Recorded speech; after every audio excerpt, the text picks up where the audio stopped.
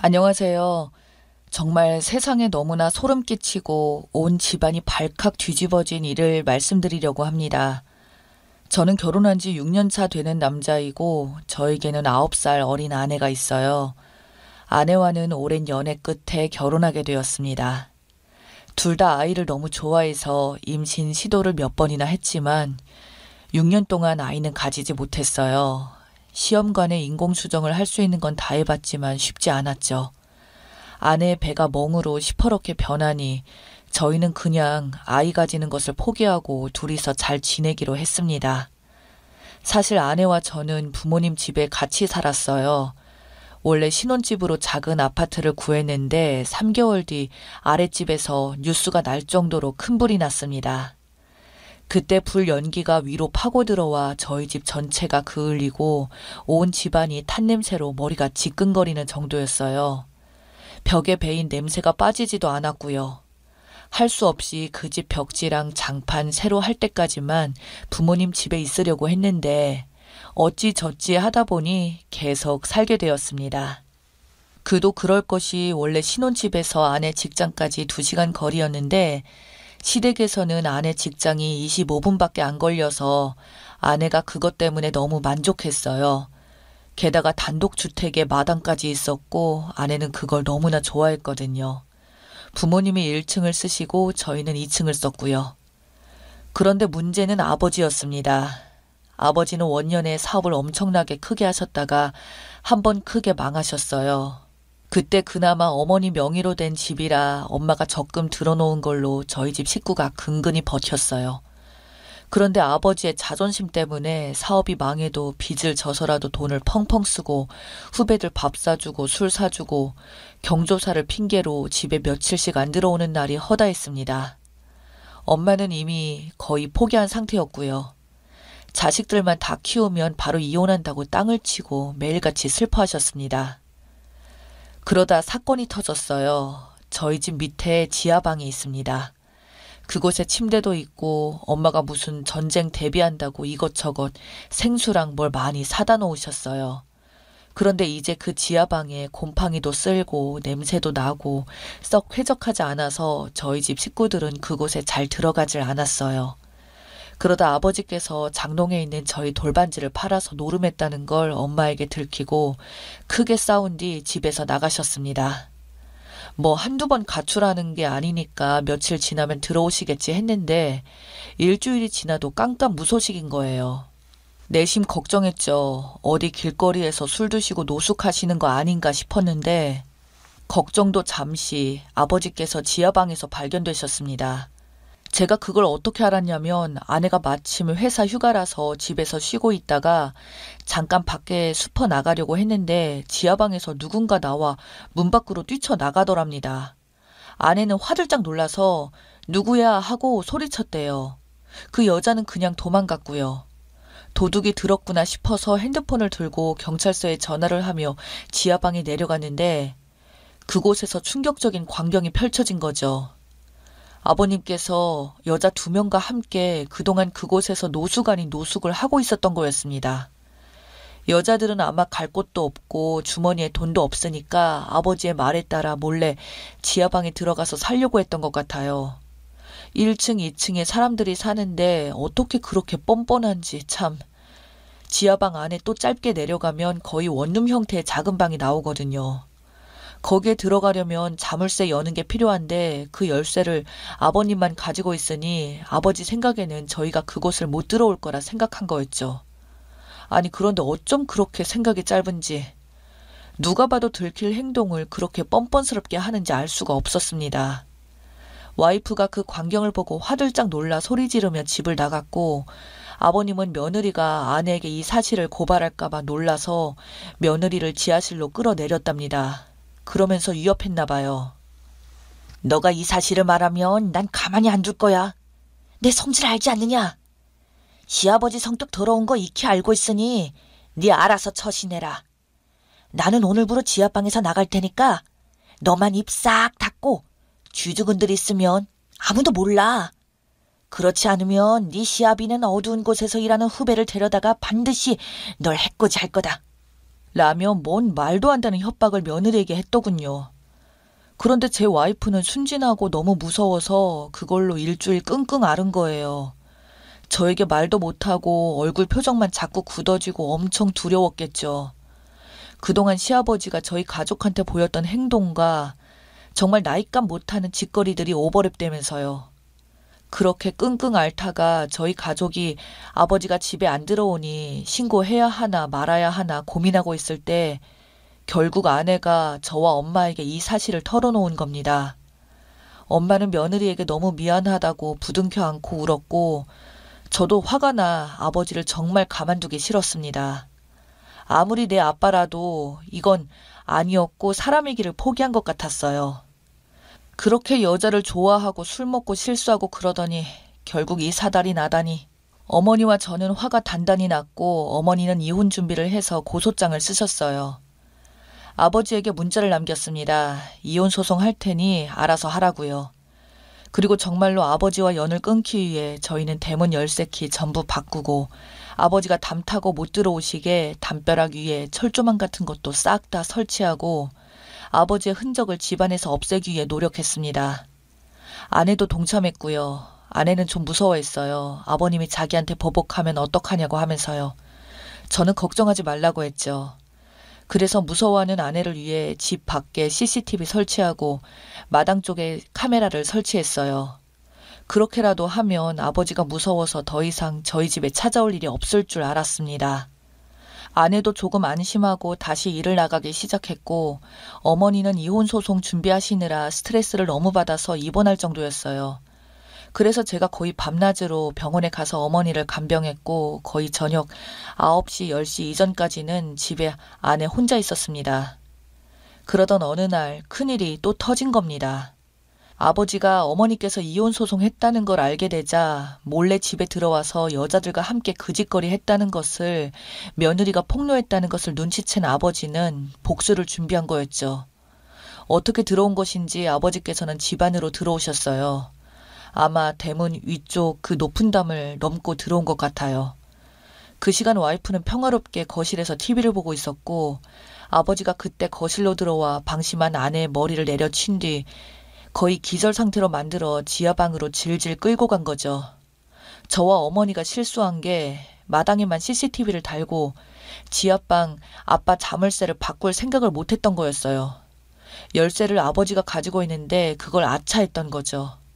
와이프는 안간힘을 쓰면서 끌려가는 도중에 마당에 있던 화분들이랑 정원 도구들을 모두 쓰러뜨렸어요.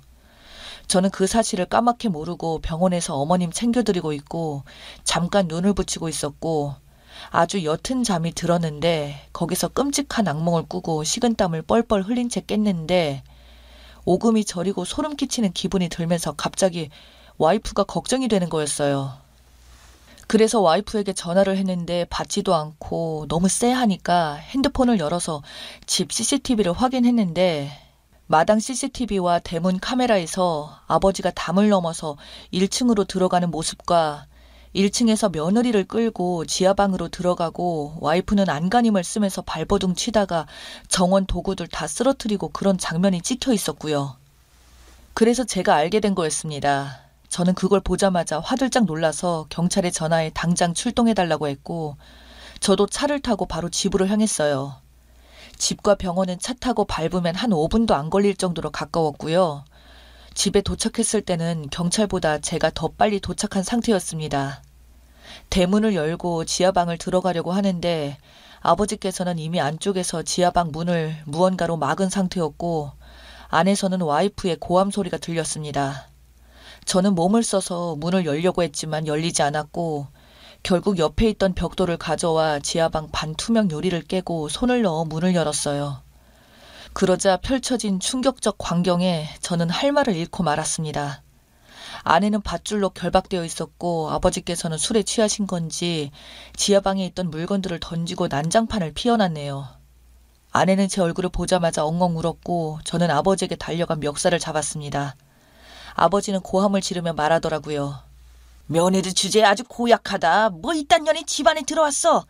이 여자 때문에 내 인생이 이렇게 버림받고 망가진 거 아니냐.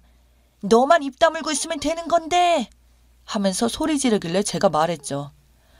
아버지, 착각하지 마세요. 지금 아버지는 아버지가 정상이라고 생각하세요? 저희 가족 오래전부터 아버지 외도와 노름 때문에 고통받았습니다. 어머니는 화병 때문에 한의원에서 약을 지어 먹으신 지 10년이 넘었고 저는 아버지 주먹 때문에 심리치료를 몇 년간 받아야 할 정도였다고요. 저희 가족 전부 아버지 때문에 지치고 또 지쳤어요. 엄마와 제가 기가 세고 아버지에게 지는 사람이 아니니 이젠 제 와이프에게 화풀이를 하시려고요. 이게 정상이라고 생각하세요, 아버지? 하면서 화를 냈고 그때 경찰이 와서 상황을 진정시키고 아버지를 연행해 갔습니다. 와이프는 결박된 손을 풀고 여경에게 의지해 경찰차를 타고 서로 가서 조사를 받고 심리상담사와 상담 후에 집으로 왔고요. 다행히 와이프 몸에는 큰 상처가 없었지만 조금만 1분만 늦었으면 술 마시고 아버지가 무슨 짓을 할지 몰랐던 상황이었고요. 어머니는 쓰러져 있어서 차마 말씀드리지 못하고 결국 와이프와 저는 고소를 진행했어요. 특수죄가 포함된 아버지께서는 구속되었죠. 와이프는 엉엉 울며 공포에 시달렸습니다. 정말 와이프에게 너무너무 미안했어요. 어머니가 퇴원하시고 마음을 조금 추스렸을 때 말했습니다. 아버지께서 와이프에게 그딴 짓거리를 했고 그래서 아버지 지금 구속되어 있다고. 어머니는 그 사실을 듣자마자 분노를 참지 못하셨어요. 그리고는 며느라가 너무 미안해 하시며 계속 닭똥 같은 눈물을 뚝뚝 흘리셨습니다. 결국엔 어머니는 집을 파시기로 결심을 하셨어요. 아, 안 되겠다. 이 집에 계속 살면 우리 며느리 불안에 시달리다가 이 시애미보다 단명하겠다. 이게 다 내 남편 간수 못한 내 잘못이니 집 팔아서 니네들 아파트 해주고 나 시골에 내려가 살란다. 하고 모든 걸 처분하셨어요. 결국 집을 팔았고 어머니는 마음을 추스리고 이제 이런 꼴 보고 살기 싫다며 여동생이 있는 강원도로 내려가셨죠. 저희 부부는 어머니께서 도와주신 덕에 조금 넓은 아파트로 이사가게 되었습니다. 아내는 그곳에서 계속 조금 불안에 시달렸지만 긴 심리치료 끝에 결국 마음의 안정을 찾게 되었어요. 저도 트라우마에 시달려 오밤중에 벌떡 일어나서 식은땀을 뻘뻘 흘리기도 했지만 신경안정제와 약물 치료를 통해 조금은 트라우마에서 벗어날 수 있었습니다. 결국 아버지는 1심에서 실형을 받고 복역 중이고요. 그곳에서 정신을 찾으신 건지 반성문을 계속 작성하신다고 하는데 저는 모르겠어요. 어쨌든 아버지가 복역 끝나고 사회에 나오더라도 저는 완전히 연을 끊고 살려고 합니다. 저한테만 상처 주는 건 어떻게든 참아보겠는데 사랑하는 내 와이프에게 이딴 짓을 저지른 건 절대로 용서하지 못할 것 같네요. 정말 외도하는 남자, 허세 있는 남자, 술 많이 마시는 남자는 절대로 만나지도 마시고 기피하세요. 저는 그런 사람을 아버지로 만나 평생을 시달리다가 결혼하고 나서도 와이프에게까지 피해를 주었네요. 이런 일은 저희에게서 끝났으면 좋겠습니다. 이딴 거 고치면서 살려고 하지 마시고 아예 그냥 연을 끊어버리고 살길 바랍니다. 이번에 고소하면서 알게 되었는데 이런 남자를 남편으로 들여서 몇 년간 마음고생하는 사람들이 저희 어머니 세대뿐만 아니라 제 또래도 많다고 하더라고요. 제발 그런 남자는 만나지도 마시고 상종도 하지 마시고 만나셨다면 미련 없이 떠나세요. 평생 발목 잡히고 결국엔 자식에게도 못할 짓입니다. 저를 보세요. 하여튼 이런 일이 있었네요. 속상한 마음 하소연하고 싶어서 이렇게 사연 보냈습니다. 읽어주셔서 감사합니다.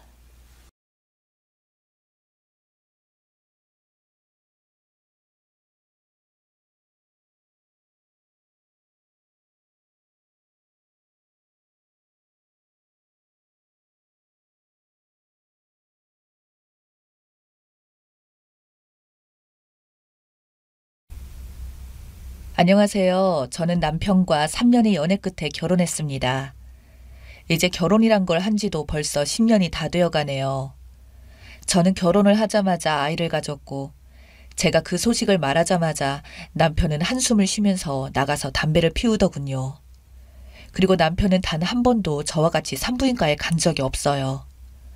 이후 아이를 낳았고 시어머님이 아들이라며 기뻐하자 형제들 중 제일 능력이 떨어지는 남편은 처음으로 시어른들께 칭찬을 듣고 기분이 업되어서는 그제야 기뻐하더군요.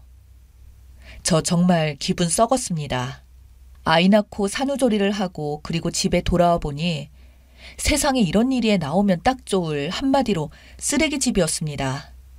친정엄마와 저는 신발을 신고 들어가 태어난 지 한 달 된 아기를 눕혀놓고서 집을 청소했고요. 남편은 머쓱해했지만 별로 미안해하지는 않아 했습니다. 남편은 아이가 기저귀를 뗄 때까지 기저귀 한 번 갈아준 적 없고요. 제가 사방팔방 집을 굴러다니며 아이 오일을 발라줄 때도 남편은 집안일은 조금도 관심을 두지 않았습니다.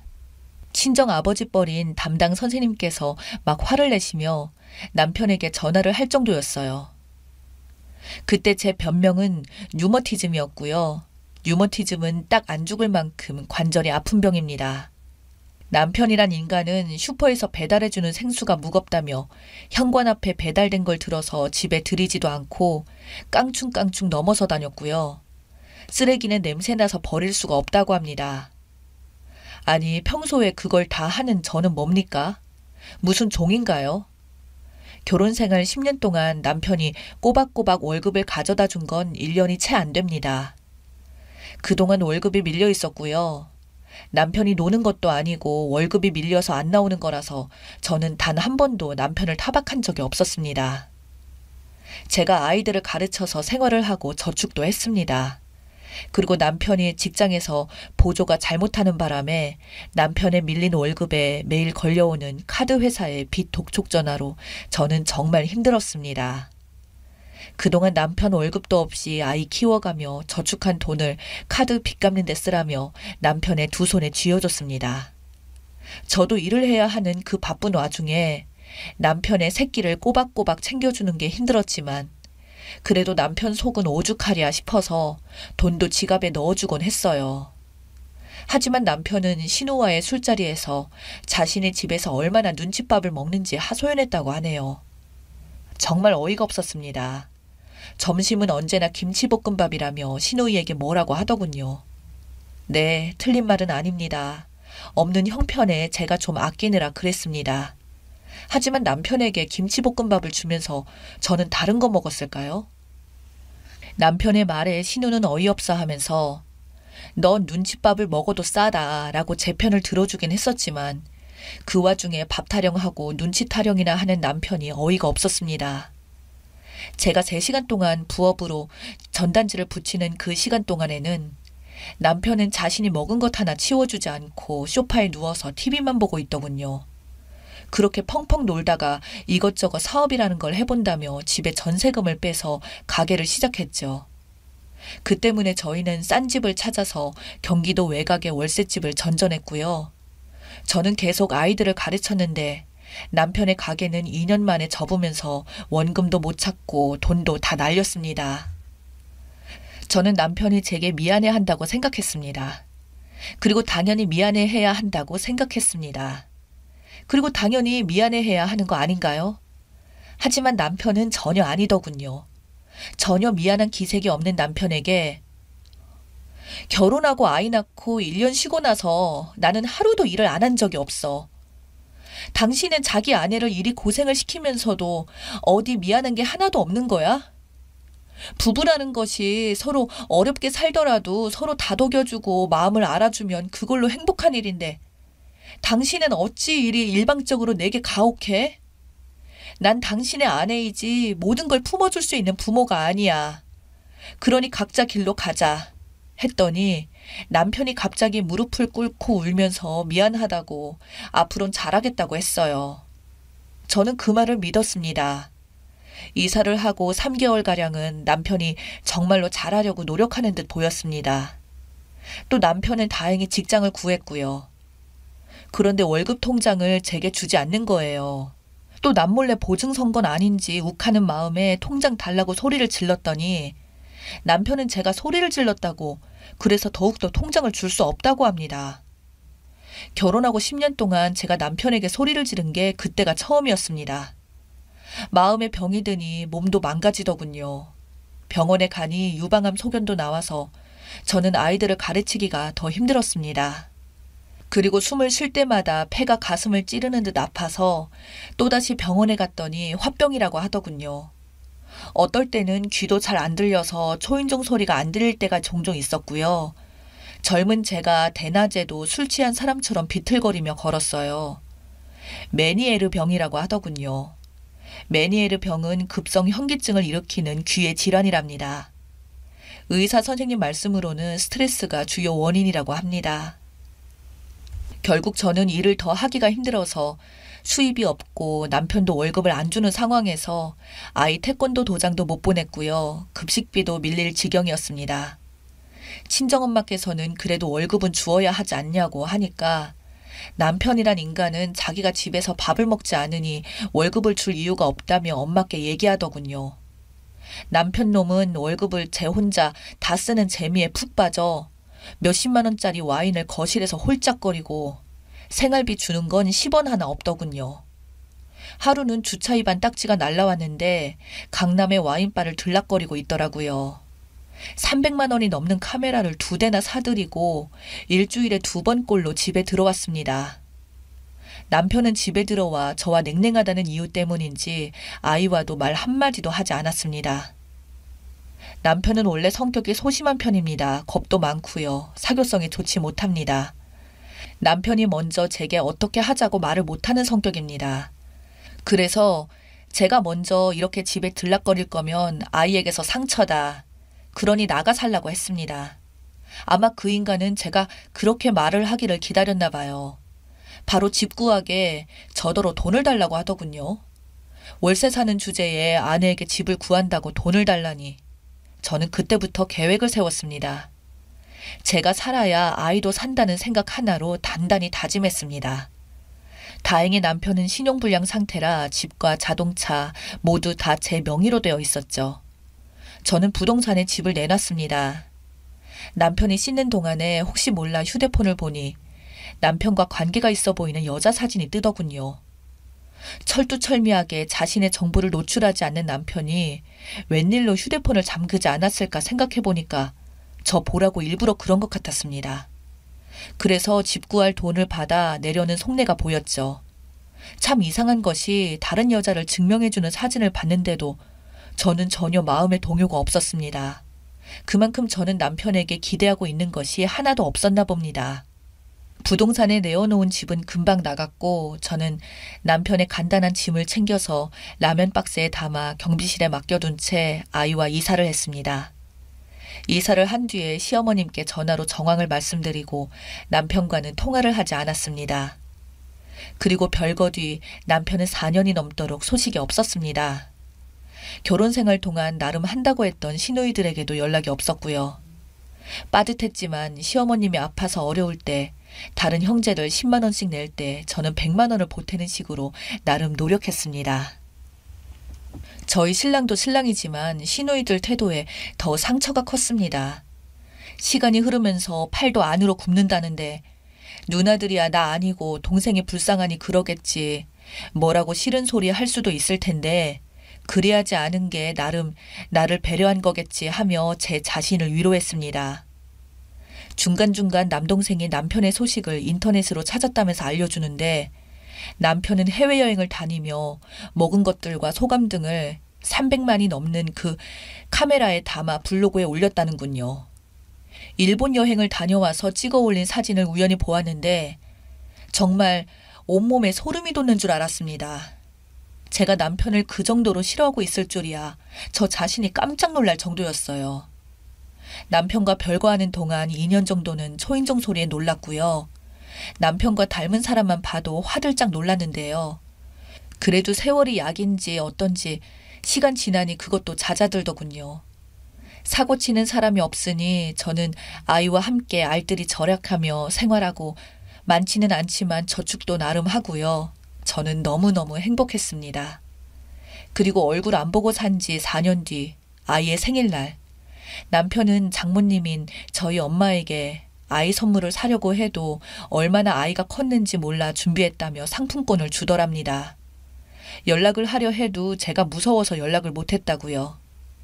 남편이 아이와 연락을 하면 제가 아이를 들들 볶았을 것이기 때문이랍니다. 남편은 늘 그런 식입니다. 자신을 탓을 하기 전에 상대 탓을 먼저 하죠. 한 예로 남편은 자신이 어릴 때 공부를 안 한 이유가 자기 형님 때문이랍니다. 형님이 공부의 필요성에 대해 알려주지 않아서 그래서 공부를 열심히 안 했다고 하지만 남편과 저희 사이에 어찌 되었든 간에 아이에겐 엄마도 중요하지만 아빠 역할도 분명 중요하다는 생각이 들더라고요. 저는 몇 달 뒤에 남편의 휴대폰으로 문자를 보냈습니다. 아이는 잘 지내고 있고 아이는 아빠를 보기 원한다. 아이는 아빠한테 나쁜 마음이 없다. 초등학교를 졸업하기 전에 아이를 만나줬으면 한다. 남편은 아이와 만나줬습니다.